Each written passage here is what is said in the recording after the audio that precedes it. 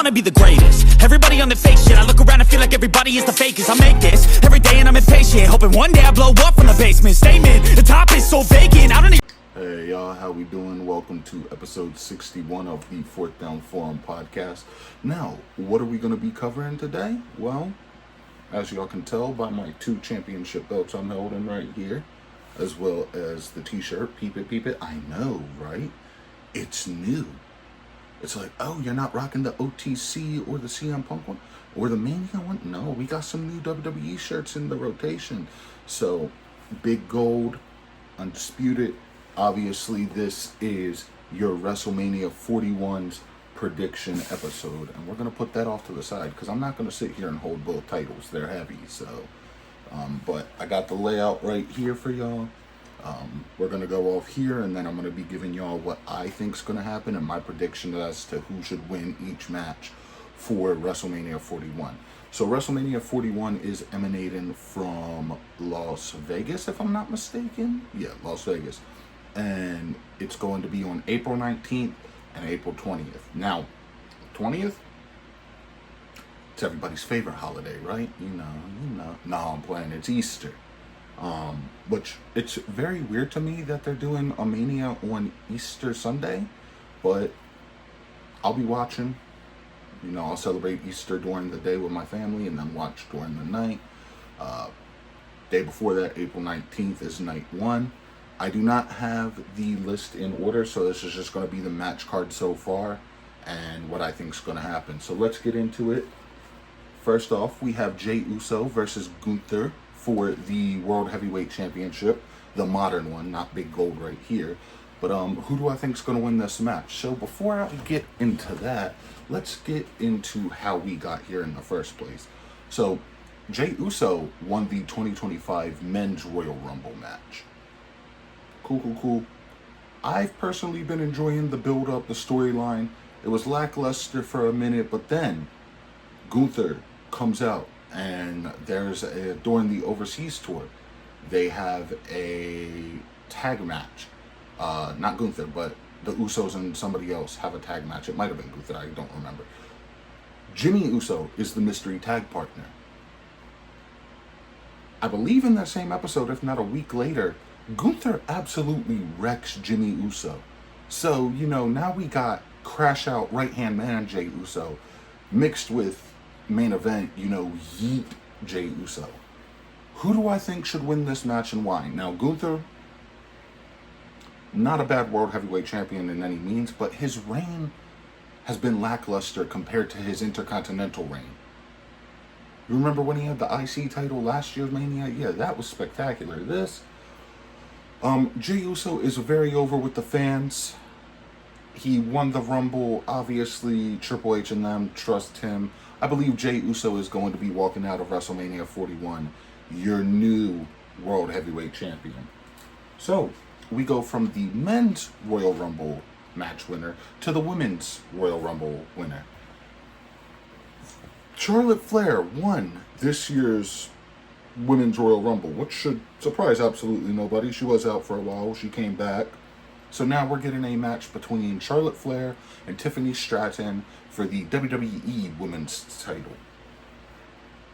The build-up to this has been awkward, to say the least. They've been throwing a lot of real-life jabs, bringing personal stuff into it. I'm hoping the match is better than, the promos and stuff that we've been getting. I'm not saying each woman can't deliver a promo, paired with anybody else, but this has been weird, and that may have something to do with the fact that Tiffany Stratton is presenting as a babyface, when Tiffany Stratton to me is much like the Miz in a sense, a natural heel. So Charlotte's playing the role of the heel wrestler right now. I'm not going to have every title on this card change hands, am I? You're right, I'm not. So, I'm going to have Tiffany Stratton retain in this, because Charlotte doesn't need the title. Do I think they're going to try to have her break her dad's, 16-time record? Yes, I do. But I don't think that time's going to be now. So let's get into one of the matches that I'm looking forward to for Mania weekend. The American Nightmare, Cody Rhodes, the WWE Undisputed Champion, right? Been carrying the company on his back since WrestleMania 40. Solid title reign. Remember the Royal Rumble I was talking about earlier? The Royal Rumble I was talking about earlier. The two final men were Jey Uso and John Cena. Jey Uso, obviously, since he won the Rumble, eliminated Cena. Cena had a very bizarre press conference after, like the Elimination Chamber, the Royal Rumble presser afterwards. He said, I'm going to do what's best for business. And I don't think a lot of people called on, but I predicted come Elimination Chamber, John Cena was going to turn heel, and lo and behold, here we are. Here we are, and John Cena, after winning the Elimination Chamber, beat the crap out of Cody Rhodes, along with the final boss. You know, the whole story there. The Rock, the final boss, was going to offer Cody a deal of a lifetime, wanted him to go into business with him. But Cody Rhodes right now, the American Nightmare, right? Babyface. What John Cena was to the company for so long. But he beat the crap out of Cody Rhodes. So now we're getting this heel John Cena, which Travis Scott was also there. I feel like I should mention that because he is going to be in Vegas. So we'll see what happens, but who do I have winning this match and why? Now, I am torn because, you know, a lot of people didn't like Cena for the longest time. It was, ooh, Super Cena, da-da-da-da-da. I do have to flex this. He is one of my Twitter followers. It's Twitter, it's not X. We don't talk to our exes. I will say this until I'm blue in the face. On the other side, I am really enjoying Cody Rhodes' run as WWE Undisputed Champion. That said, I don't think you're going to turn John Cena heel just to have him not win the title. You have to have a payoff to this somehow, right? I think John Cena's going to win number 17 at WrestleMania with some help from the final boss and maybe a mystery third partner, right? Because The Rock did hold up 3. So, I got John Cena winning this. I wouldn't be mad if I was wrong, but I do foresee him winning this matchup. Now, we got, I should mention, that is the main event of night 2. The main event of night 1, however, is a triple threat match between CM Punk, Roman Reigns, and Seth Rollins. Now, how did this match come about? The Royal Rumble happened, right? Just banter. Roman and Seth, you know, they don't get along. Punk, I believe, eliminated both of them. Logan Paul eliminated Punk. They got into a brawl on the outside of the ring at the Royal Rumble. And, you know, Seth Rollins curb stomped both of them, if I'm not mistaken. Who do I have winning this match? Now, before I get into that, I gotta mention, CM Punk was owed a favor, right? And everybody thought that favor was, it's going to be the WrestleMania main event. CM Punk is finally main event in WrestleMania, which Paul Heyman predicted 10 years earlier. No, that wasn't the favor. The favor was that the wise man, you know, Roman Reigns' wise man, is going to be not in Roman Reigns' corner come WrestleMania, but in CM Punk's corner come WrestleMania. Now, we already know, you know, the storytelling since at least I want to say 2022 between Rollins and Roman Reigns. You know, Roman Reigns, they had that match at the Royal Rumble where Roman got himself disqualified because he couldn't forgive what happened within the Shield.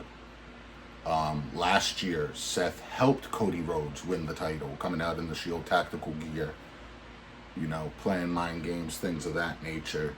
Which Seth Rollins is honestly one of the best in the business at doing that.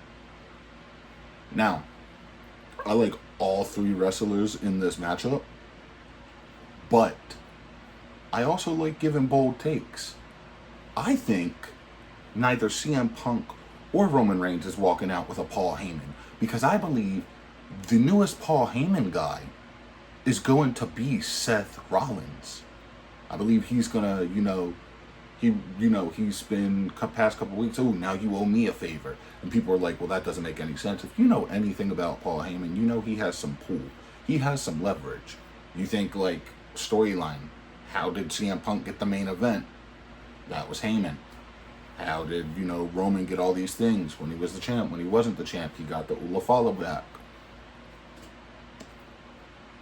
So, I have Seth Rollins winning this matchup and aligning himself with Paul Heyman.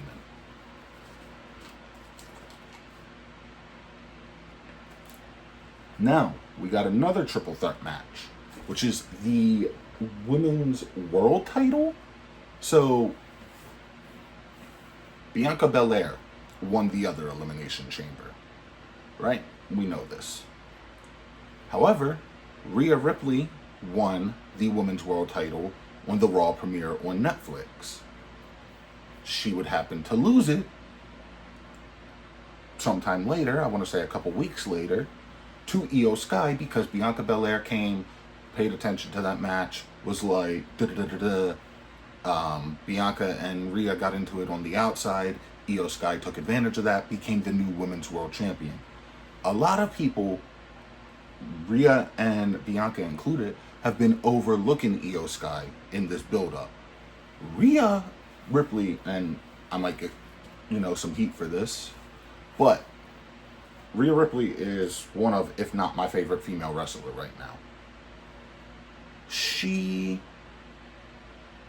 didn't really need to be in this matchup, but because of how over she is, storyline, she whined to get her way into the matchup. Now it's going to be a draw. Remember how I said I'm not going to have every title change hands? If Io Sky doesn't retain, Bianca Belair wins the title. So that's one of two ways. But I could see both women retaining their titles, to be honest. Rhea will not eat the pin, so either Io's pinning Bianca, Rhea's pinning. If Rhea were to win, Rhea's going to pin one of the two of them. I don't foresee Rhea eating the pin, though. I could be wrong, though. Now, we get to what was originally supposed to be Randy Orton versus Kevin Owens. At Elimination Chamber, Kevin Owens, Sami Zayn's unsanctioned match. Phenomenal match. But whenever those two, ever since Triple H took over the regime, and shout out to Triple H, obviously wearing the DX shirt. He's going into the Hall of Fame, being inducted by the Heartbreak Kid, Shawn Michaels. So that'll be really cool to see. Just a quick side note. But KO, Sami Zayn, always putting on banger of matches. However, Randy Orton came back at Elimination Chamber after the match, thought a beatdown of Sami Zayn was going to continue. Randy Orton was getting ready to gear up for the Punk kick. People intervened to stop it. The bad news. Kevin Owens had to have neck surgery, and we wish him, here at the Fourth Down Forum, we wish him nothing but the best and a speedy recovery. So, storyline, Randy comes out. I'm not saying the injury is a storyline, but in, WWE, Randy comes out, Nick Aldis, SmackDown GM's like, Randy, unfortunately, you don't have a WrestleMania opponent. Hits him with an RKO. Remember, he paid that fine and doubled it, so he's in the clear for that. However, this begs the question, because you're not just going to leave Randy Orton off the WrestleMania card. And y'all are like, yo, D, how do you build up the Mania card then? Same way when Seth Rollins had a mystery opponent at WrestleMania 38, and it ended up being the American Nightmare Cody Rhodes. Now, I have a couple of theories about this, and I'm going to rank them on a scale of matches I would like to see to absolutely not. So Solo Sikoa came out and has been teasing something with Randy Orton. I'm not saying it would be a bad match, but in terms of that's the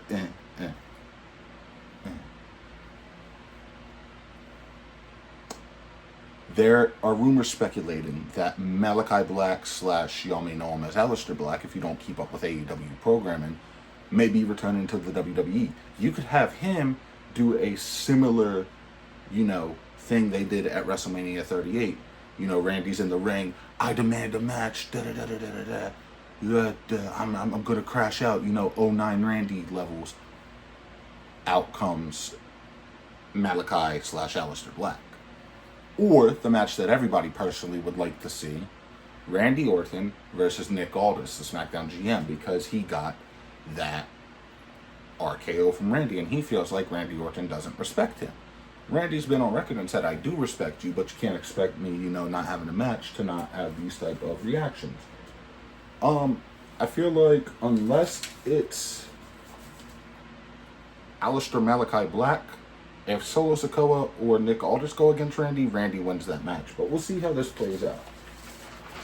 Then we get on to the match that was made just a couple weeks ago. AJ Styles versus Logan Paul. Now, I feel like this could be whatever night it's going to be on. I know the match card and nights came out not too long ago.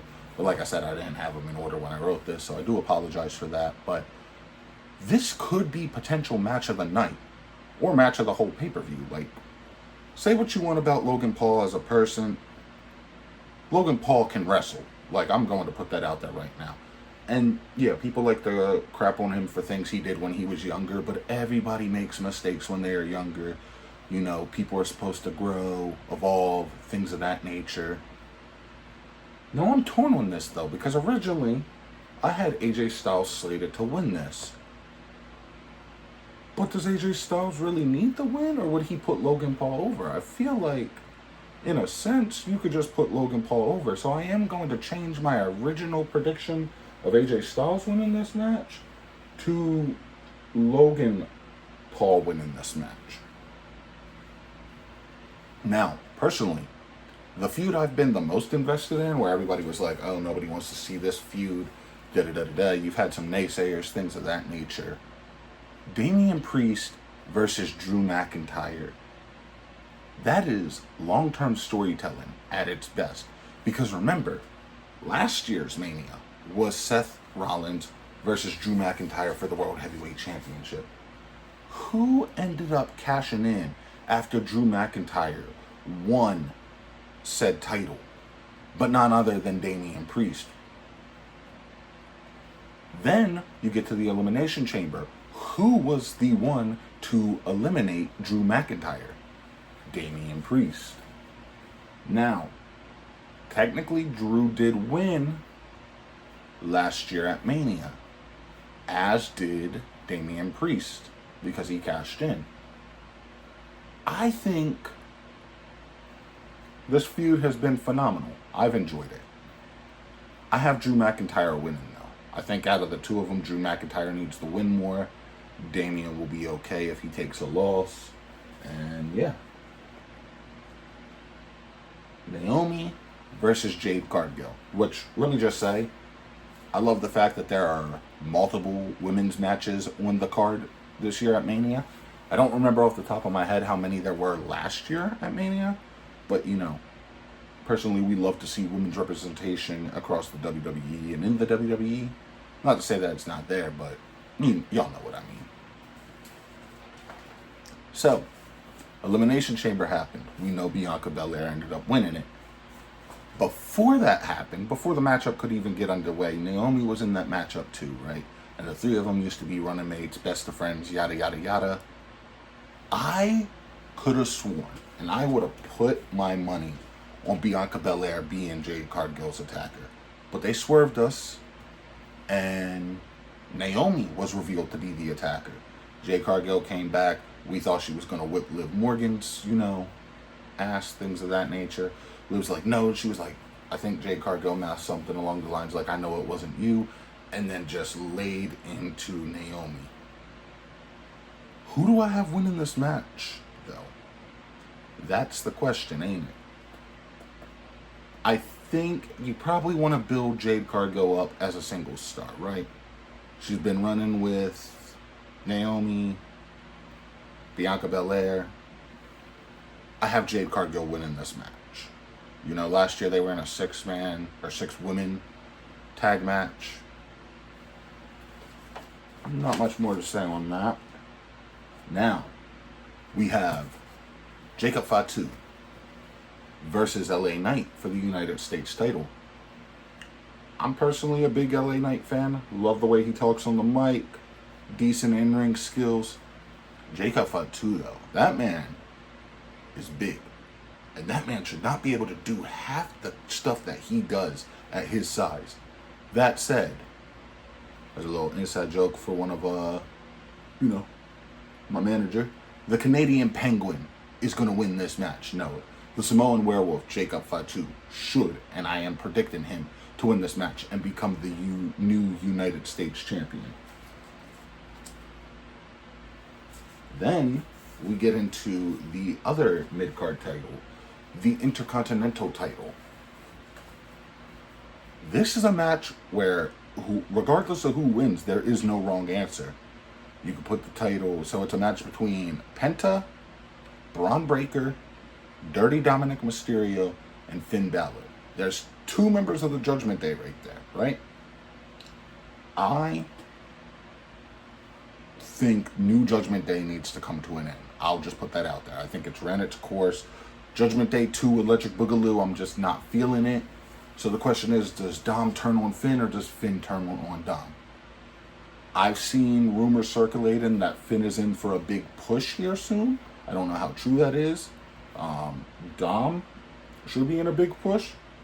I did say we're not going to have every title change on this pay-per-view.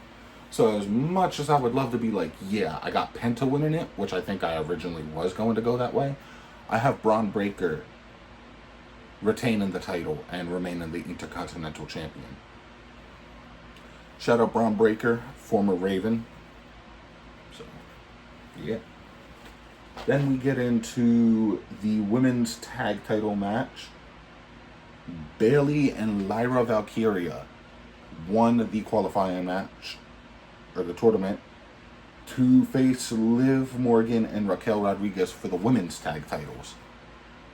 Now, Bayley had a banger of a match with Liv Morgan this past Monday night on Raw. I think Bayley and Lyra end up winning this. Lyra will be a double champ. And I think Liv and Raquel end up losing. I did have a thing where I was like, okay, maybe Bayley turns heel again, but it's too early. She just turned back face. Not even, last year's Mania? So you don't want to pull the trigger and have her be a bad guy again. Now, you could be shocking and have Lyra be the bad guy. But I digress. And we got the World Tag Titles, which this is the wrong tag match to be on WrestleMania. I'll just put that out there. It should have been the SmackDown Tag Titles. But I digress. We got the New Day versus the Viking Raiders. They already had this match on Raw. New Day got themselves disqualified, and then they pretty much whined for a match.